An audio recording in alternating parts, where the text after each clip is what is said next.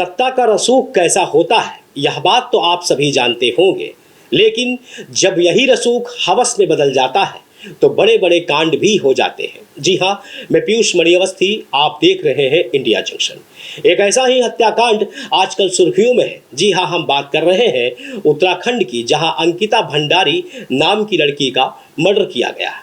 वो भी सत्तासीन नेता के बेटे ने इस हत्याकांड को अंजाम दिया।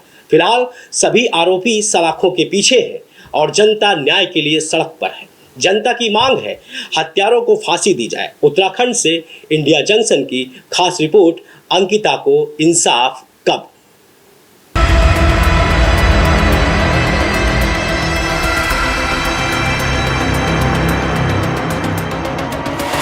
उत्तराखंड में अंकिता हत्याकांड मामले में फास्ट ट्रैक कोर्ट में सुनवाई होगी। उत्तराखंड के सीएम पुष्कर सिंह धामी ने सोशल मीडिया के जरिए घोषणा की है।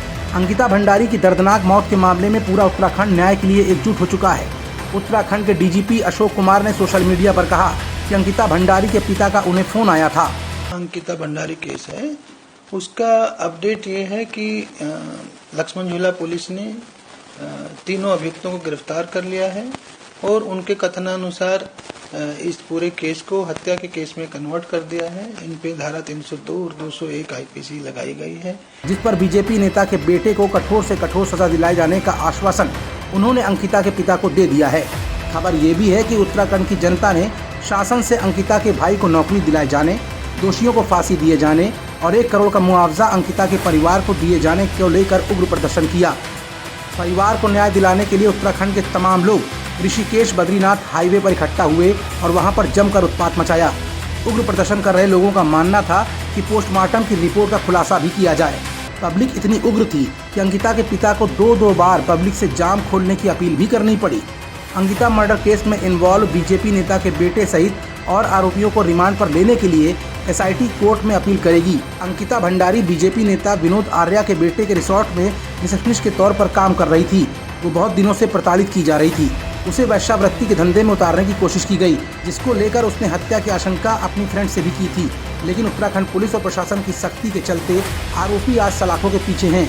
लेकिन सवाल वहीं का वहीं खड़ा है कि जो बीजेपी बेटी बचाओ बेटी पढ़ाओ जैसे अभियान को पूरे देश में अमली जामा पहनाने में कामयाब रही हो, उसी बीजेपी गवर्नमेंट में महिलाओं के साथ हो रहे अत्याचार के चलते पार्टी से क्या उम्मीद की जाए।